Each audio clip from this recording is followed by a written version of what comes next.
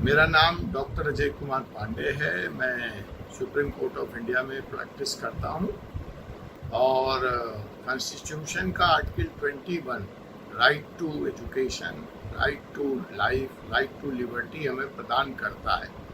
तो जान की तो हिफाजत हो गई, भारत सरकार हमें वहाँ से यहाँ लेके आ गई। अगर ये आर्टिकल नहीं होता, ये अधिकार नहीं होता तो भारत सरकार को ज़रूरत क्या थी आपको वहाँ से यहाँ तक लाने की, इतना खर्च करने की, इतना रिस्क लेने की। लेकिन ये संविधान की उसी धारा आर्टिकल 21 के तहत यह सुनिश्चित किया सरकार ने, इसके लिए सरकार बधाई की पात्र है।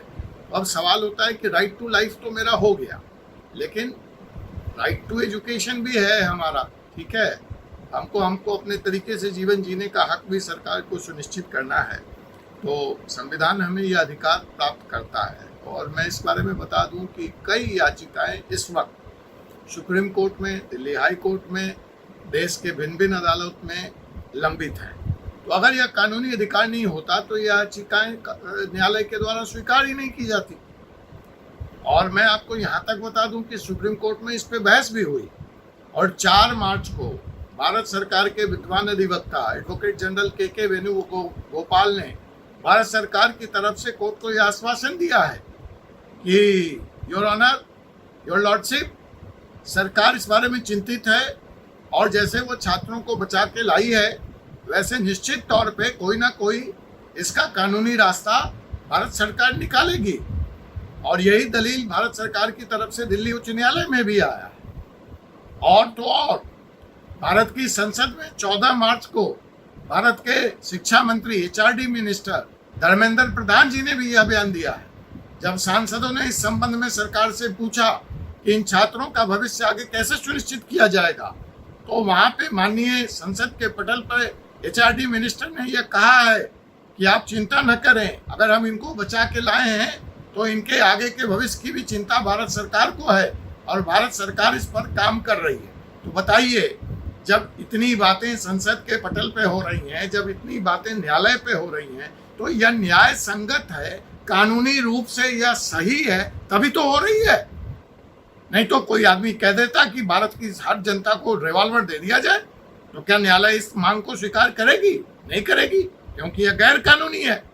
लेकिन यहाँ पे जब न्यायालय में सरकार की तरफ से ये बयान दिए जा रहे हैं, याचिकाएं लगी हैं, स्वीकार की गई, सुनी जा रही हैं, संसद में यह बयान आ रहा है, तो इसके बाद क्या कोई शक रह जाता है कि यह मांग गैर कानूनी है या कैसे कानून के तहत इसको कैसे निकाला जाएगा? मेरी समझ से तो it's a open and shut case and it is only the matter of time कि सरकार किस तरह की व्यवस्थाएं इन छात्रों के भविष्य निर्धारण के लिए करती है। मैं एक बात और कह दूं, आपने बहुत तीखा सवाल पूछा है विश्वजीत जी, कानूनी तौर पे सही है। आप एक बात बताइए, भारत की मेडिकल काउंसिल ने, जनरल मेडिकल काउंसिल ने जिन छात्रों का 5 साल पूरा हो चुका है उसको इंटर्नशिप करने की इजाजत दी कि नहीं दी?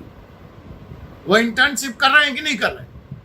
तो 5 साल वाला कानूनी है और 3 साल वाला, 2 साल वाला, 1 साल वाला गैर कानूनी है। ये कैसे माना जाएगा? तो सर्वप्रथम बार यह 1947 में हुआ, जब देश स्वतंत्र हुआ। मैं बता दूं, उस समय एक ही मेडिकल कॉलेज भारत में होता था जहां MBBS की पढ़ाई होती थी, वो था लाहौर मेडिकल कॉलेज, ठीक है। और उसमें नॉर्थ इंडिया से 2 सीटें हुआ करती थी, ठीक है। जो सबसे टॉपर होता था बोर्ड का, उसको मार्क्स के आधार पे दाखिला मिल जाता था।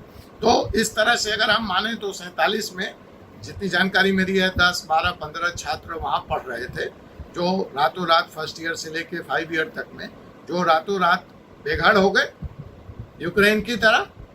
वो पाकिस्तान में रुक नहीं सकते थे और भारत में वो आए तो कहाँ आए, कहाँ अपनी पढ़ाई पूरी करें, क्योंकि भारत में उस समय जो भी मेडिकल कॉलेज थे, लुधियाना मेडिकल कॉलेज और भी जो कॉलेज थे, वहाँ GP की पढ़ाई होती थी, जनरल फिजिशियन की। MBBS की डिग्री का कोई प्रावधान नहीं था। मेडिकल कॉलेज तो थे। तो यह समस्या पंडित जवाहरलाल नेहरू, जो भारत के प्रथम प्रधानमंत्री थे, जो उस समय के हेल्थ मिनिस्टर थे, जहाँ तक मुझे याद है सरदार स्वर्ण सिंह, शायद वो पंजाब के थे या भारत के, वो थोड़ा सा सुनिश्चित करना पड़ेगा। लेकिन प्रधानमंत्री नेहरू के पास यह समस्या रखी गई और उन्होंने रातों रात लुधियाना मेडिकल कॉलेज को मान्यता प्रदान की MBBS डिग्री की पढ़ाई के लिए। और वो सारे के सारे भारतीय छात्र जो पाकिस्तान के लाहौर मेडिकल कॉलेज में पढ़ रहे थे, वो ट्रांसफ़र किए गए और उन्होंने अपनी बाकी की पढ़ाई लुधियाना मेडिकल कॉलेज से पूरी की। और ये तो एक घटना हुई। जब जेपी का आंदोलन था और बिहार में छात्रों की पढ़ाई बाधित हो गई, ठीक है, इंजीनियरिंग कॉलेज और मेडिकल कॉलेज, तो उस समय भी बिहार के उन तमाम छात्रों को दूसरे रीजनल इंजीनियरिंग कॉलेज में भेजा गया और मेडिकल के छात्रों को, और उनकी पढ़ाई वहाँ से पूरी कराई गई। और बाद में उन छात्रों ने जब स्थिति सामान्य हो गई तो कई ने वापस बिहार आकर के भी अपना शिक्षा पूरा किया। तो यह दूसरा दृष्टांत जो मेरे स्मरण है, जो मुझे याद है, यह बिहार के कॉन्टेक्स्ट में है, जहाँ से आप आते हैं और जहाँ के 200 छात्र इस समय यूक्रेन से लौट करके संघर्षरत रहे हैं। और दूर क्यों जाते हैं? बड़ी चर्चा है कश्मीर फाइल्स की। कश्मीर में क्या हुआ? वहाँ भी जब रातों रात कश्मीरी पंडितों को भागना पड़ा तो कश्मीर के छात्र एकोमोडेट किए गए थे कि नहीं किए गए थे दूसरे राज्य के विश्वविद्यालयों में? उन्होंने अपनी बाकी की पढ़ाई पूरी की थी कि नहीं की थी? तो अब आप कहेंगे कि भैया ये तो देश के भीतर का मामला था, बिहार का या जम्मू कश्मीर का मामला। अब तो आप अक्रॉस द कंट्री बात कर रहे हैं, वह तो 1947 का मामला था। देखिए, विवादों में पड़ना मेरा काम नहीं है। मैं सॉल्यूशन, समाधान सुधार सकता हूँ। कानून क्या कहता है मैंने बता दिया, संसद में सरकार का बयान क्या है मैंने बता दिया। आपने पूछा ऐसा कोई दृष्टांत है, मैंने बता दिया कि हाँ ऐसा दृष्टांत है। अब आप मुझसे स्पेसिफिक पूछेंगे यूक्रेन वर्सेज इंडिया का दृष्टांत है, तो इसके पहले तो कोई लड़ाई ही नहीं हुई, तो कहाँ से दृष्टांत है? नहीं, उसका तो एक ही तरीका है कि जो राज्य की सरकारें हैं, अब आप बिहार के छात्र हैं तो बिहार सरकार को भी इस विषय को उठाना चाहिए, ठीक है।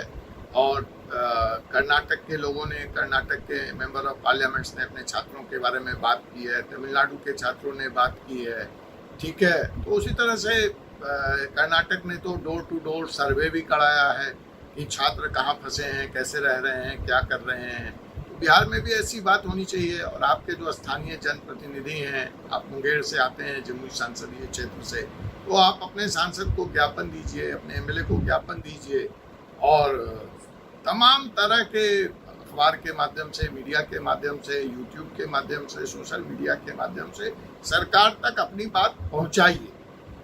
और यह देश हित में भी है, राष्ट्र हित में भी है। देश को बहुत ज़रूरत है योग्य डॉक्टरों की। जितनी डॉक्टर्स हमारे देश में, जो हमारे स्थानीय मेडिकल कॉलेज है वो हर साल पैदा करते हैं, वो संख्या बहुत कम है, वो नाकाफ़ी है। तो अगर एक नया पूल डॉक्टरों का इस तरह से देश को मिल जाएगा तो समाज के लिए भी अच्छा होगा, हितकर होगा। और आपने कोरोना में स्थिति देखी है कि किस तरह से डॉक्टरों के अभाव में, चिकित्सा सुविधाओं के अभाव में लोगों ने दम तोड़ा है। और सिर्फ यूक्रेन की बात नहीं है, मैं इसको जोड़ दूँ, फिलीपींस से भी छात्र लौटे हुए हैं, यहाँ बैठे हैं, कुछ नए छात्र भी 200 और जुड़ गए हैं। चाइना से करीब 1 लाख और फिलीपींस से 1 लाख छात्र पिछले 2 साल से भारत में जा नहीं पाए हैं, कोरोना के कारण उनका वीज़ा रिन्यू नहीं हुआ है। तो एक लंबा चौड़ा फौज है जो बाहर के विश्वविद्यालयों में जो छात्र एमबीबीएस कर रहे थे।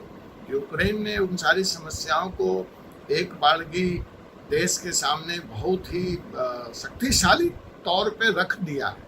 लेकिन ये समस्या सिर्फ यूक्रेन की नहीं, ये बाहर पढ़ने वाले, विदेश में पढ़ने वाले हर एमबीबीएस छात्र की है।